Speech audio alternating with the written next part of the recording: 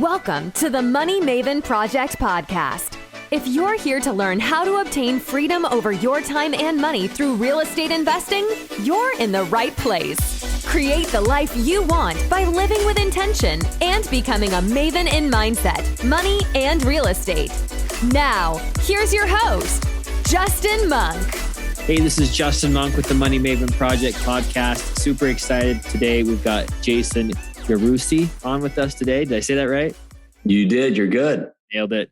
Perfect. Hey, I appreciate you taking the time to jump on here. I'm super excited to pick your brain a little bit on how you have gotten to where you are. So thanks for being on. Give us a quick rundown, kind of a short version story of where you started, what you've kind of been up to, and where you're at today. Sure. So currently, I'm a multifamily investor. We syndicate real estate deals across 6 states currently. We've done about 12 syndications, totaling a little over about 1,100 units, with another 3 in the pipeline closing before the year is out. We really focus on properties that have underperformed, whether it be on the property side or the management side, putting together a repositioning plan, go in there, take over the asset, and typically between a 3 and 5 year hold period, we look to really size out a new opportunity for investors continually moving forward.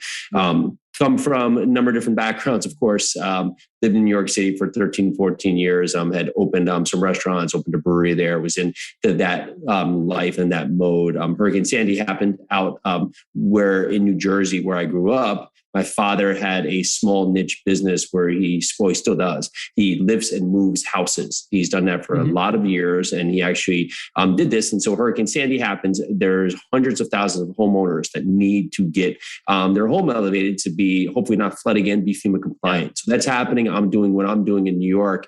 My girlfriend at the time, now my wife, Pili, and my brother who was working for me, we all moved out to help out with the family business. And we spent the next couple of years there really diving in, going from my dad doing about 12 projects a year to at one point about 350. So quite a busy time. We knew that we were there. It was great to help pop, but this was not our end run. So we were looking for ways to just find our days and get back to controlling the narrative of our life. Yeah. Pili's, my wife's pregnant now with our first kid, and we find real estate. I won't say we found real estate. We found it in us to take that stab at real estate, right? Usually it's that part. We all know about the glories of real estate. It's just taking that first initiative to get out there and get going. So we did what we thought was logical.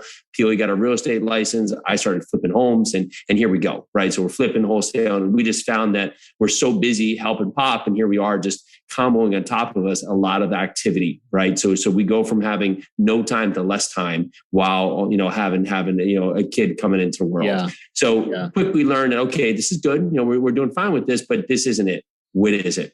Pili met someone at an event. They were doing rentals out of state. So we looked into that model. We started buying, 2s, 3s, and 4 unit properties out of state and doing what we do best, basically empowering other people, putting together processes and systems, and just doing the management side of it to really empower others to make these projects work.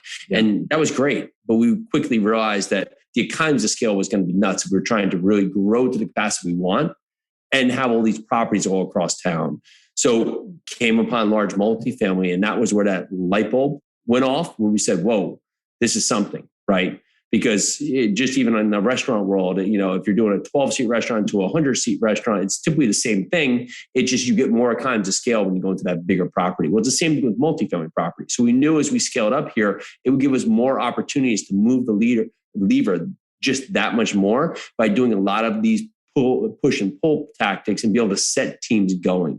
Yeah. I found with the smaller properties, it's typically treating them like buying a building, right? Buying a house. So you buy, you flip a house, and they care about the paint color, right? They care about, the type of finishings you're doing. It's how the market's related. When you're buying a larger building here, it's really, how can I improve this business? Where is this business not being optimized? Where is this business underperforming? What can I do to really increase the bottom line, just like you see in bigger corporations? But you're doing that same thing with these bigger buildings, where in a flip, if I change the toilet out, it's not going to have that much magnitude to really the sales price. But if you do that on a 90 or 100 unit building, and you start saving $20 or $30 per month for water bills across each unit here, that can account to an additional value out of hundreds of thousands of dollars. Yeah. So we've continued that forward and purchased our first one in May of 2017. That was a 94 unit. And that was the sequence of events that led us to where we are today, buying properties across these 6 states that we're currently in. Wow. Okay. That's awesome, man. Congratulations. Really cool. So how long did you flip homes before you started with your first multifamily in 2017? Let's say 2014 is when we were kind of in that realm, maybe 2014, 2015, but we didn't make it easy. So just like anything that we do is that we found the most complex version of it. So we're lifting these homes, right? And so we basically take a home that's on the ground and we'll lift it up higher and then build in a new foundation underneath, really to make it FEMA compliant, build the stairs up. Well, we took the next narrative. We were finding these capes and we were not just lifting them 1 story up, we were lifting them 2 stories up, building another story underneath, flipping the footprint inside the home, and then putting a foundation underneath. Yeah. What we didn't really account for and should have known better is that, you can control what you can control, just like in a lot of things in life, but there's things outside your control that you can't, right? So the utility shutoffs, because of all the storm work and continuous storms happening and all of the extra pressure that we're having from all these different homeowners to do these jobs, went from, a week to at some points, it could be 90 days, right? So that's feeding into your project. Permits, where you have these towns that are maybe doing 30, 40, 50 permits a year. Now they're doing hundreds of permits here. So the permit officers are backed up. So, a project that we could have done the work in, 2-3 months is now almost a year-long project. So we were getting into a lot of projects where we were doing those, but although coming out with a profit, it definitely wasn't the numbers that we were expecting because we didn't account for those simple things, which are things you can't control. Yeah. Very cool. So really, basically 6 years to get to where you are today in the real estate world, but really in the multifamily side, really 4 years essentially to get to where you're at. So that's pretty impressive. That's pretty fast growth. What do you think is attributed to that success? You said you've done 12 syndications with 2 or 3 more under contract. That's awesome. What is attributed to that speed of success? We typically we find a way to give ourselves no out of the gate. Like, no, I can't do this. No, I'm not ready. No, I'm not smart enough. No, I'm not rich enough. No, I'm not, it's not the right time. I'm too busy. You find everything, but really we just need to know enough to get ourselves to that next step to figure out the right question, right? Most of the time it's that, if I just know this next thing, right, then I'll be ready to get started. But then you don't get started because you need to know one more thing. And then the second that you finally get out of the gate, you figure out, well, man, I don't know anything. Well, sometimes just like anything, you have to surround yourself with people who are doing it successfully. Get yourself out of the gate because that's going to get you the questions. We typically know all the big answers, right? It's like, okay, I want to go buy this building. But in between, there's going to be these little things that are going to come up that you can't easily Google, right? And so if you can part it where I can go and say, hey, Justin, I got this question. You get back to me in 5 minutes and say, hey, here's your answer on something that seemed very important at the time. Well, that just keeps me going, right? And that keeps me on track. So it's really just taking that step so you can figure out the right questions because it might be the wrong direction. Yeah. But going the wrong way and eliminating in a way you shouldn't go is sometimes just as important of going the right way, right? Get yourself out there. Okay, fine. Now you know what you don't want, or now you know what you don't like. But at least you got out there and you can put yourself onto the next path, might be closer to where you want to go. Yeah. Do you feel like one of the lessons I learned early on in real estate was that sometimes you're just even not going to know everything. There's always going to be these assumptions and these estimates, and you're going to be making offers oftentimes without knowing everything. And I think that stops a lot of people. A lot of people just can't handle the unknown of not having like every little, nook and cranny with a picture of every nook and cranny and every detail, every penny accounted for. Like, that was hard for me at first. I'm like, well, no, we've got to just like make this offer. It can be contingent on an inspection or whatever, or the due diligence, but you have to get comfortable to operate a little bit with some faith and just, you're educated about it, but there's still some data that you just may not have. How do you help? Have you seen that in your career also? And how do you help people kind of get over that? Yeah, we actually was just talking this today. We have a mastermind, 7-figure multifamily, and people in there were talking today. Hey, going back and forth with the star, I just can't get the financials from them. I would say, well, okay. So here's the thing: is that maybe they're not motivated, or maybe they're very unprepared. Could be either to both, which is fine. But if you have an offer in mind, put an offer in front of them, contingent on getting the financials. At least in that part, if they get back to you quickly and get you financials, you can see if it's really a part. If they don't get back to you at all, at least you can get that off your plate and get the headspace for something else. Sometimes you just have to make an offer and get something in front of them, because you don't want to waste 4 months and not have an expectation of what they want just to get the financials when you spent all that energy just to find out that you're so far away from the goal, right? So if you submit an offer for $5 million and they're like, hey, I want to take $1 less than 12, well, it doesn't matter what their financials are, right? Yeah. There's such a wide gap, right? Exactly. So now you can just move on to something else that's going to be a better use of your time. Yeah, very, very good. So, what was the light bulb that came on? You mentioned, as you kind of discovered multifamily and the economies of scale there, has that been what you thought it was going to be as far as financially? Like, have you freed up the time that you wanted to free up? Is the type of life more what you wanted now because you have multifamily rather than these flips that were taking a long time? How has the multifamily changed kind of your life? Well, so I have 3 little kids, 3, 5, and 7. I go to all their events, right? And that's what I want to do. And so, I don't miss them. I don't, and I, at times I will choose to travel, right? There's not really balance, but there's seasons. So there's certain times where I will choose to travel because that's what we need to do for the business at the moment. But when I'm here, I go to all the events because the day is set up how we want the day to happen. Right. And we homeschooled. We actually just sent some of the kids back to daycare and second grade just so they can be, active just with some of the kids around them. We still say, teaching's at home. Right. But the time is spent where we are back in control of our time. It's been strictly aligned for what we've done with multifamily. Very good. And that's massively important. My wife and I, we've worked for years, and that's like what we've known to do. So I don't think we're ever going to find ourselves just lying on a beach somewhere, just kind of hanging out, But this is how we are. However, we can now choose. Okay, this morning I'm just going to rock and roll, and then at noon we want to go out and do something or take the kids somewhere. Okay, we can do that, and then we come back. We want a couple hours of work in, right? And that's really what it's about. We do as needed to make sure we're fulfilling our commitment, especially when we're, taking on capital from investors. We're making sure we're being really good components of just being purveyors for really pushing their capital to the right place they want to use it. However, it is a time and place for us to be able to do what we want with our time. Yeah, I love that. So somebody that's new to apartment syndications, how is an apartment syndicator paid? Like how are you paying your bills? How are you creating the life that you want? How are these deals throwing off cash for you? Yeah, sure. So there's typically a number of different ways that you potentially can, of course, be capitalized for this deal, right? So there's the fee side of it. Then there's the split side of it. And then there's potentially, and then your investment if you're also going to invest in the deals. So typically we have an acquisition fee, which means for basically putting the deal together, preparing the deal, finding the deal, structuring the deal, putting up the risk capital, all those other pieces, we're getting a acquisition fee for basically the buy. So it's typically on the purchase price, we're getting maybe a 2% fee on that.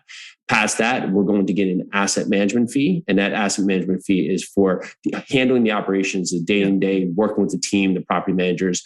We're getting an asset management fee that's basically based on, it could be based on capital balance, or it could be based on collections. I like it based on collections because it serves the purpose that if I don't do a good job, well, then our fee is going to suffer from that. Yeah. And that also can become a role in your team, right? So although we like to do that role, that could be a person who's your asset manager, and that could be a fee that they get throughout. And then there's a disposition fee on the back end, typically a fee for the sale. When you sell it. Yeah, in between there's a revenue split. Can be, and again, like how I do it doesn't have to be. You can do it. You can split up a number of different ways as long as you can find a fair and equitable way for you and your investors here. But we split up a revenue share, where typically the lion's share is going to the people bringing in the capital, which are the investors. The investors who are the limited partners are bringing in money for capital. Of course, the capital is repairs, the down payment, any of the fees and the closing costs, right? So that's where their capital is going. And so for that point, you're going to get the lion's share usually of the equity. Maybe they're going to get 60 or 70%. And then we're going to have the general partners, the other portion of that for all the operations of the deal. Yeah. And beyond that, we also invest in our deals. So we'll also be privy to be, alongside the investors within our investment showing alignment.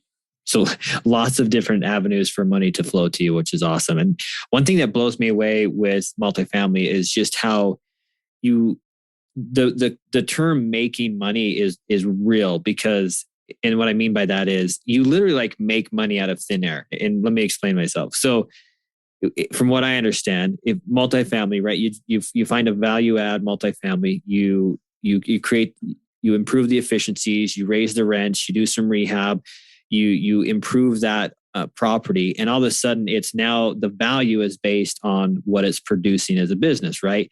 Not necessarily what the other properties around it are selling for. Like me, I buy single family homes in Ohio. I live in Utah. We buy them in Ohio. We buy them for a discount. We rehab them. We put a renter in them, and then we've got to go get an appraisal based on what all the other ones kind of like it are appraising for, and that's the value, right? So I'm just bringing it basically up to market value.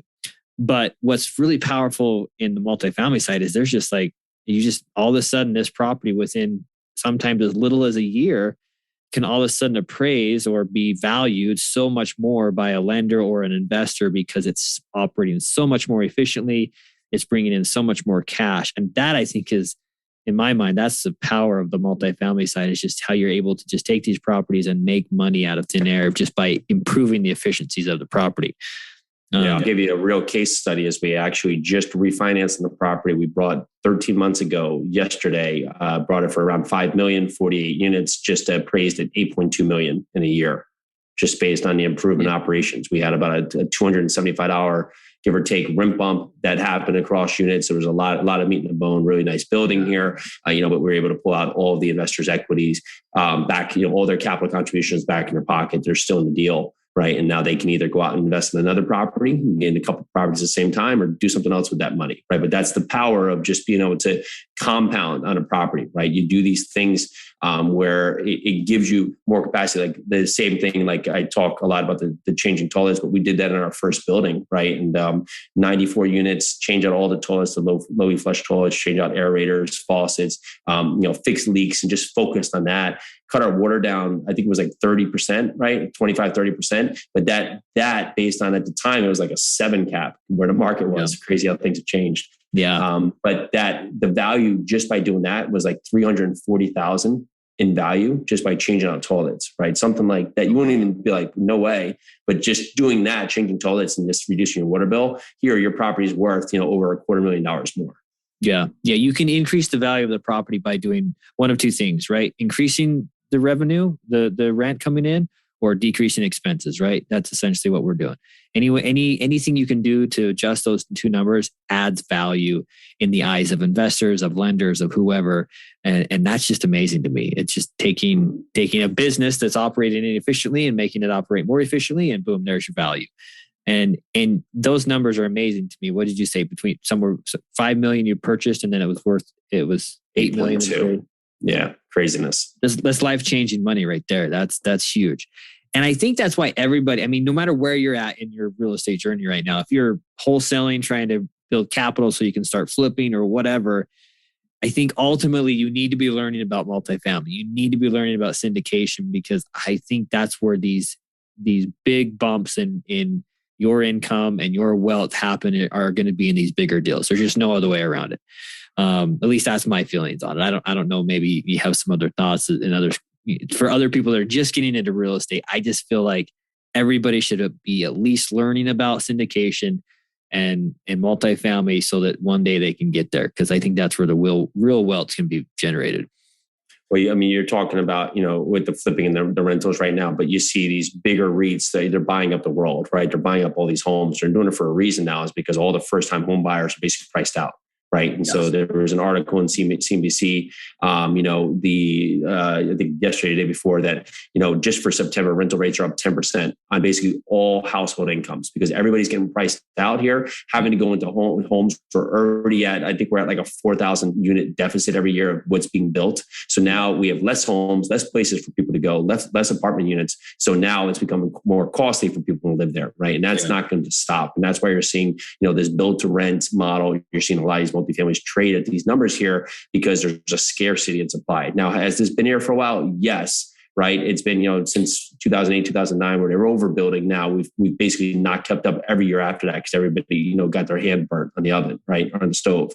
But in that fact, they're not going to catch up. You can't get a number of permits out. You don't have the construction materials. You have the labor shortage, right? So we're going to constantly face this shortage going forward here. So if you're not thinking about some way to find yourself investment property, you really got to take a look at that because there's going to be a point here, but there's a break where it's going to be us versus, the REITs, right? The Blackstones, the ones that are going to be buying up the world. And there's no reason that you and all the listeners shouldn't have property to your name that you can also help these people make these better communities to live. And it's a win-win. Yeah.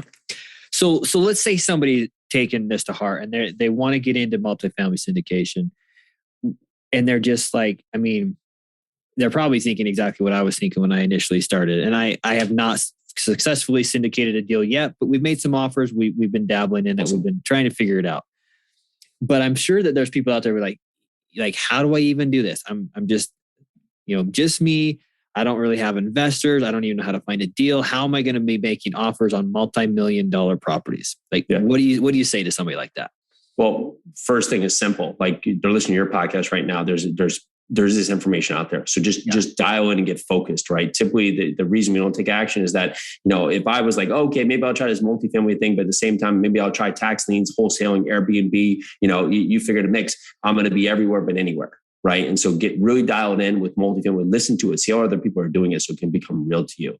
Next, think about your market. Is your market a place that you could possibly do that on? If you're in like a seaborne market in like a Miami, you might be outpriced, right? So where are some of these other markets that are workforce housing you're seeing a lot of people move into, where you're seeing a lot of jobs and job diversity, right? So I was in New Jersey and investing in Kentucky. Right. We found that because there was population growth, there was job growth, ton of job diversity. It was a red state, meaning it was more landlord friendly, right? We were seeing a lot of things happening from a point where there was a low vacancy in the submarkets we were in. However, there was no new building coming up for another 2 years out there. So even though they were at like 3% vacancy in the submarket trending, there was no new assets coming on. Right. So something was going to break. So we were looking at those points, really started understanding how to underwrite, how to see these deals, and then put together a one page and started talking to our friends in our network. Right. So nobody just shows up and says, I have investors. You have to start somewhere. Yeah. We put together a one page of what we're looking to do, why we're looking to do it. Right. Just one page and started giving it to people. Because I can come and tell you a bunch of stuff like, here's why we like this metric. Here's the IRR, and the investor is going to gloss over. But if you can give them one page so they can go back and allow it to sink in and then go have an educated conversation. We did that. And when we had our first deal, it was like $700,000 or something I raised, but we did it in a day because we had already had all those preliminary talks about what we were doing. And so it was like, here is the avatar of what we're going to do. And then, okay, cool. Here's the real property. And so when we took back that real deal to them, they had already committed to us, at least verbally, right? Yeah. And then soft, and had already known what we were doing. So it wasn't like, hey, here's Jason working in construction, bars, restaurants, all these things. And now he's got a syndication. No, guys, here's what we're doing now. Yeah. Here's how we're going to do this and why we're going to do this and why you should take a look at it. Yeah. So we brought it back. We had so many interest parties. So it was a lot easier to get us across the finish line. Yeah. I think people... This is what I found. I think people actually overcomplicate it or exaggerate how hard it's going to be to find investors. At least for me, like once I really drilled down and sat down and made a list of who I thought maybe would be interested in something like this, it was pretty quick. I mean, within a few, honestly, this is crazy, but within a few text messages, I got a response from a family member. He's like, yeah, I got $1 million. Like, but tell me what you want to do. Let's talk, And we have not done a deal yet, but I'm like, okay, that guy's ready. He's watching me on social media. That's why I share what I do on social media, because they can see what I'm doing. They know that I figured out the single family thing in Ohio, and I've got these processes going. And so they know that hopefully they know that they think that I know what I'm doing. I'm still making it up a little bit, but you know what I mean? Like, we've got systems, we're being successful at it. And so when I do bring them a deal, they're going to say, hey, yeah, you know what you're doing. You're committed to this. Let's do this. And it was surprising. So that happened. I had an old friend from high school reach out. He's like, hey, yeah, I've been watching what you're doing on social media. I got X amount sitting in the bank making me nothing. Put it to work for me, please. Like, just help me. Like, I got to find somewhere for this money. So it was surprising how fast it happened once I started asking for money. And I wish I would have started those conversations way earlier on, like you were saying, kind of priming that pump so that when you have... you did two things. One, you just made a list, right? You just wrote down everybody to think about, and don't qualify people, right? Because you think, like, you never know who's the guy in like overalls who's got $1 million. So just walking around being like, I wish someone would help me out, because I got all his money sitting here, just got to get killed in the bank, right? Yeah. And the other part, you use your track record. Now, you don't have to have a real estate track record, right? You could have a track record in, running the dairy shop or working for some job. You can have a track record just showing that you're committed to what you do and you follow through. Yeah. That's powerful across anything. People will know you from that, right? So that you can use any kind of track record that you have of you doing, basically showing up and saying, this is what I do, and doing as you say, right? And if you do that, that's powerful. But making a list and just talking to people, and you don't even have to straight out ask them for money, because you don't need to ask anybody for money or feel like you're in a position. Just you're excited about doing this. Go out and just talk to people about why you're excited to be doing this, and they will come. Right. And it may not be them, it may be their friends, or you should talk to Uncle Ned or John or Debbie, it doesn't matter. Right. But it's just being excited about what you're doing. That's where your community will grow from. Yeah. And you'll never even have to ask them. Just say, hey, this is what we're doing. And they're like, oh, I want to hear more. Yeah. And I think an obstacle I had to overcome initially, and I think a lot of other people probably bump up against this, is that we feel like when we first start thinking about raising money, we feel like we're asking for a loan. Like, hey, Uncle Larry, will you loan me $100,000? No, like, you have to get that out of your mind. That's not what we're doing. We're saying, hey, Uncle Larry, I have this sweet investment opportunity, right? I'm buying this property. We're in contract. We're going to syndicate the deal. We're looking for people that want to participate, right? Like however your pitch is, but it's more that you have created this sweet investment opportunity and you're sharing that with others.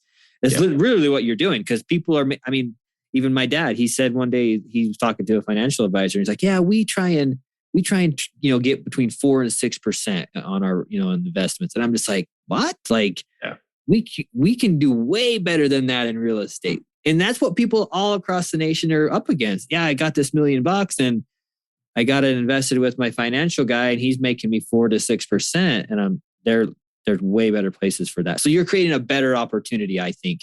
And that's what you have to approach it. If my wife was here, she was saying, we don't ask you to invest. We provide you with an opportunity, and it's not going to be right for everybody, right? If someone wants a 6-month hold and we're doing a 5-year deal, it's not going to be right for them. If they want to invest in their backyard and investing across the country, it's not going to be right for them, right? And so, it's not going to be right, and I don't need it to be. But I'll give you the option to be available. But you have to give people the option. You owe it to them. You're finding good deals. You owe it to people to tell them about these opportunities, and then they can case. Because the worst case scenario is, our first opportunity where we raised that money, we were in this big mastermind and we were talking about it, and we were there. And one of the guys who was pretty big, he was like, hey, so why didn't you call me? Because we just didn't tell him, but that's like, tell people, right? Let them be, don't create the verdict before you even ask the question, right? Oh, he'll never want to invest with me. Just talk about what you're doing, and the opportunity will be there for you to go out there and really do big things and give people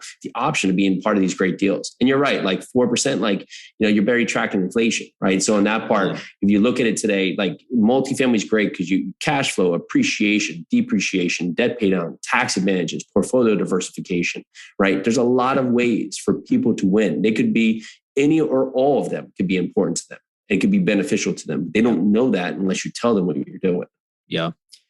I think if they just shift that mindset, it will really open up your mind to being able to talk about it and not feel like you're just asking for a handout, because you're not. You are bringing the value in this scenario, I think. Okay, so we've talked about raising capital, finding investors. Now, what's your tips, especially I think in this market, which is crazy? What are your tips right now if somebody's trying to get in? How are we going to find these deals? We had some of our mastermind. They were actually went from being very active and not really getting across on anything to getting in 3 best and finals all in the same place. They felt really good in Virginia all at once. And it was like that they were scared because it was like greatest thing they could get all 3, or it could be even more scary than not getting all 3, right? It just came down to it that investor came in, swooped in and with a price that just completely out of the park, right? Just didn't make sense. The brokers were like, well, that's a crazy price.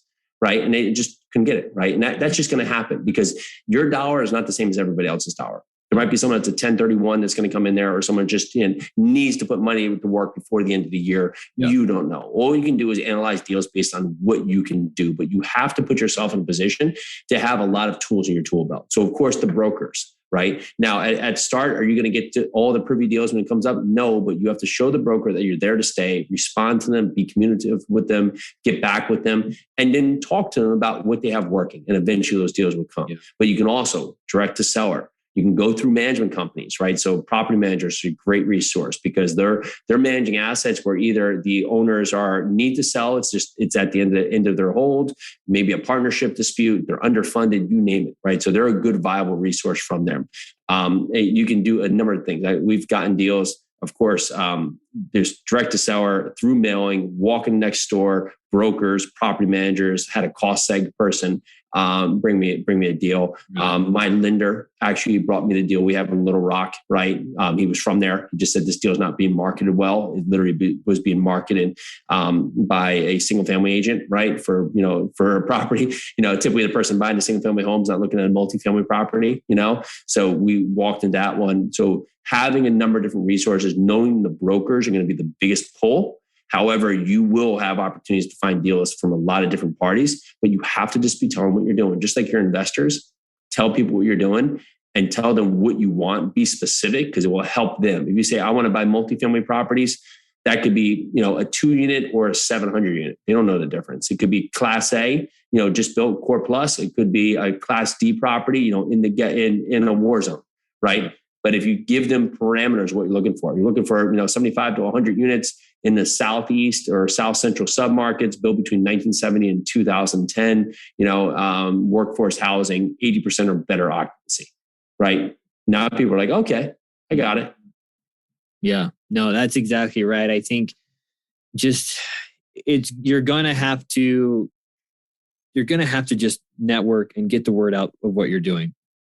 Working with brokers, I just barely went through that or am going through that. Like they don't bring me the best deals right now because I'm just a new guy, right? But they will. But I've got a couple that they'll drop me on every one of them, and I've made a few offers, so they know that I'm really trying to get this done. It did take some work. I didn't get every broker to give me much attention, but a couple of them stuck with me, and we're still looking at deals every week or so. So that's good. And the power of that is that, single family, you might need if you're doing, I know people are doing a couple hundred deals a year, right? And so they need a lot of different resources. Yeah. Multifamily, you could buy a deal one a year, one every 3 years and just do so much damage. You get a good broker that knows what you want. Yeah. That's all you need. You got one person on your team that can rock and roll. And sure, it'd be better to have more, but if you get one person that starts to be on your side, it can bring you deals. That's all you need to get out of the gate. 1 or 2 deals. I mean, that's life changing. It not that it just changes your life and then you're done, but that is going to change the trajectory of where you're headed. Just 1 or 2 deals under your belt. So they're huge. And we often say, it's, in business or in life, it's who you know, but I also believe that it's who knows you. Every business card you hand out, every new RIA or RIA event that you go to and shake a couple hands, like those things could pay off way down the road.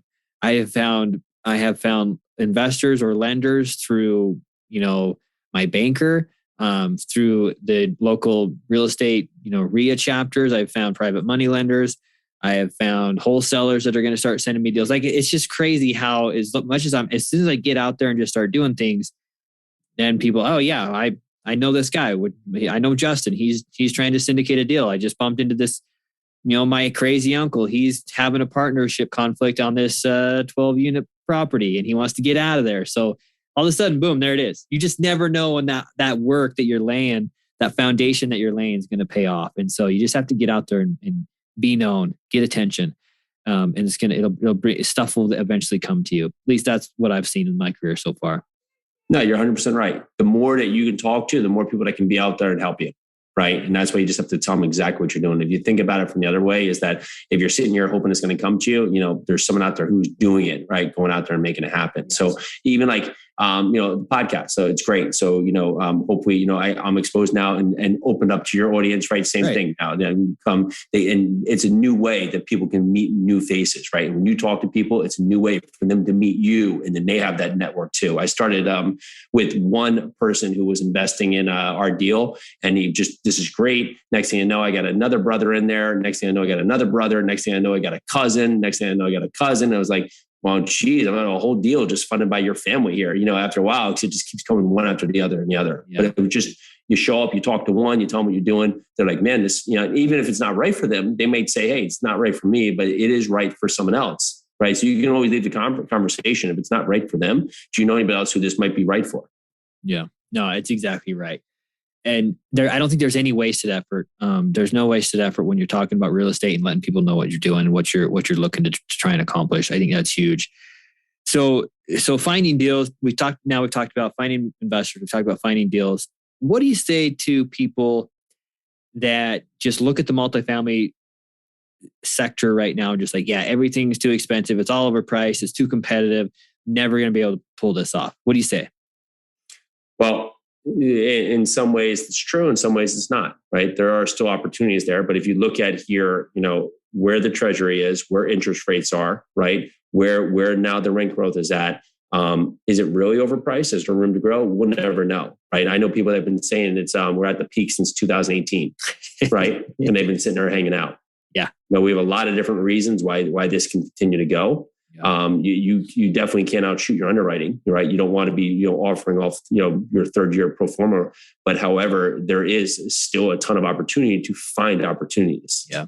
And we've done that continually by just going out there and saying not why we can, but how can we? Yeah. Right. And so if you think about that from all facts, there is a lot of people coming into the space for a reason, because it really shined during COVID, right? So retail down, office down, everything down. But here's multifamily. They're saying everybody's, everything's going to happen here, and multifamily sustained.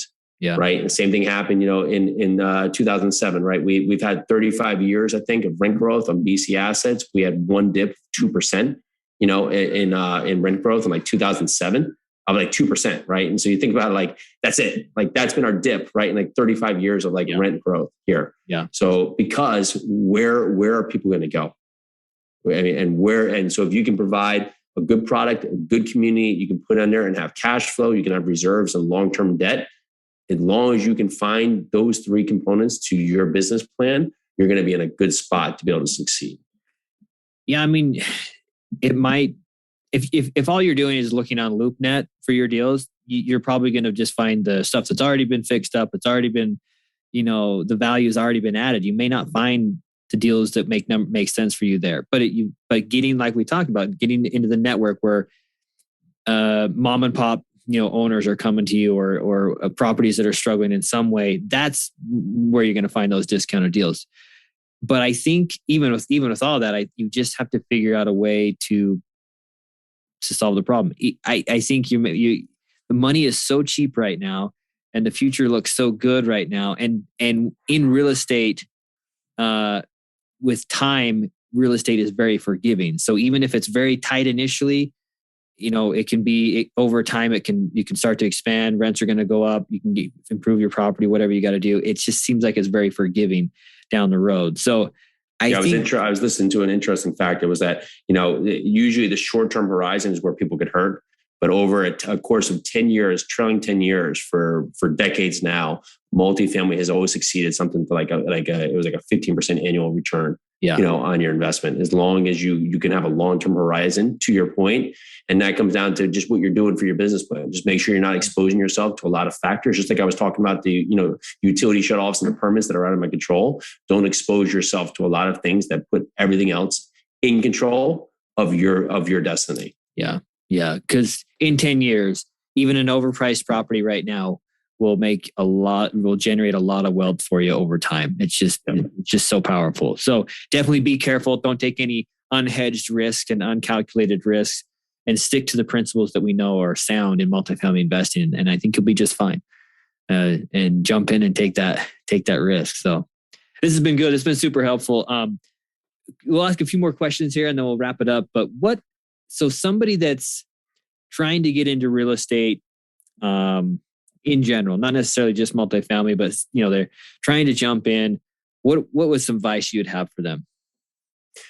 Go to a meetup, see what someone's doing, right? And if you're just even curious about it, just see if one day you can just go meet them for an hour. You don't need to call for whatever. Just go to the job site. Just don't be in their way. Just go see what they're doing, right? Yeah. Just so it can become more real. When you show up somewhere, it's real. If you're talking about it in a room, it's nice. It's it's a shiny object, right? But go see what you're doing, right? Don't make them go out and sit in coffee and sit down. Just go see what they're doing. See the activity to see if that's even going to fit what you're looking to do. Yep. And it's so easy to find those. I mean, you can go to biggerpockets.com. You can find the meetups on there. Meetup.com, the actual website. You can just search the topic and the city, and you'll find places to meet there, virtually or in person. It's so easy. I mean, I can't imagine. I don't know if you've ever thought about this, but I can't imagine what it would be like to try and network and find investors and partners and deals like 50 years ago or whatever, like before social media. Like we have so easy now. Like here we are, like we don't know each other at all. And here we are having a great conversation about real estate. Hopefully we have some connections going forward. Maybe we do business together. Like it was so easy for us. But back in the day, like what did you do? Get on your horse or send like a piece of mail through the Pony Express? Like we have it so easy now to network and to go talk to people that are doing what you want to do. It's so much easier. And I think we have to take advantage of that.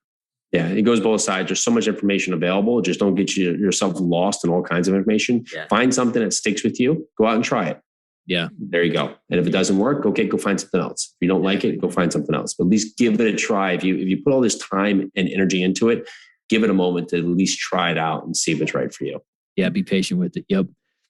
So what's a characteristic that separates those that achieve their goals, that succeed, from those that don't? Oh, that if you can give yourself permission to fully commit, that's where the ones who really just set the narrative to push forward is they fully commit and they go for it, right? Yeah. Instead of looking for how can I? And if you can continually find ways, how can I? That's what's going to separate you from the pack. Yeah. So what's the most common mindset that keeps people from succeeding? I mean, maybe it's just the opposite of committing, but what do you see getting in the people's way most often? Yeah, it's themselves, right? So everybody around you could be all for you doing it, right? But if you can't get out of your own head each morning and just get yourself started to go in the park, you're not going to do it, right? Literally, they could be handed out, at the Golden Gate, right? But if in your mind you're telling yourself every reason why you can't, you're not going to. Yeah. Right. You just have to give yourself permission to go out there and say, well, why not me? Why not now? Yeah. How can I? Like, why can't I do this? Right. Someone else has done this, so it's possible. Okay. What can I do? Okay. There's one step. Don't think of the end run as the goal, right? So if I want to climb Mount Kilimanjaro, I'm not thinking about being on the top of the mountain. I'm thinking about, okay, what's the first thing I got to do? Well, I got to figure out what country it's in. I got to figure out, like, is there a tour guide? Like, what kind of gear do I wear? What's that first step to do that can make it actionable? Just so it's not like a New Year's resolution that I can easily just wipe it off and say, didn't happen. Yeah, exactly. Perfect. Love that. What is a book what's a book that you've read that really changed your life that you would recommend to other people? Oh man, I'm not good with that one. I would say the last book. I always find something in a book, right? So that it's always the last book I've read. Yeah. Or just don't wait to find another book. Just get out there and try something. Yeah. And then go out there and find a book that helps you to what you want to do. Yeah. Pick your topic, find the books. Yep. Get focused and study everything out on it. I love that. Perfect. Love that. So you mentioned, we've talked a little bit about getting focused. How do you balance, because it can be kind of a paradox, right? Like you want to be able to focus and go deep on one topic, but also it's good to be aware and be exploring what else is happening in the market and around you. How do you balance that kind of paradox of advice right there of like being focused, but also be learning about other things that are going on? Does that make sense? There's time for everything, right? Yeah. So get what you need to get done early. so you can have the opportunities to be available later on, right? So if you focus on what needs to be focused on to get it done, instead of following and just chasing all the things that really aren't that important, because we can spend every day just chasing on things that really don't need to be done, right? But there's certain things that need to be done. Just get them done, and then you can use that time accordingly to grow your business, work on yourself, or everything else in between. Yeah, love that. Perfect. Awesome, Jason. I appreciate it, man. So where can people find you? Where should we send them?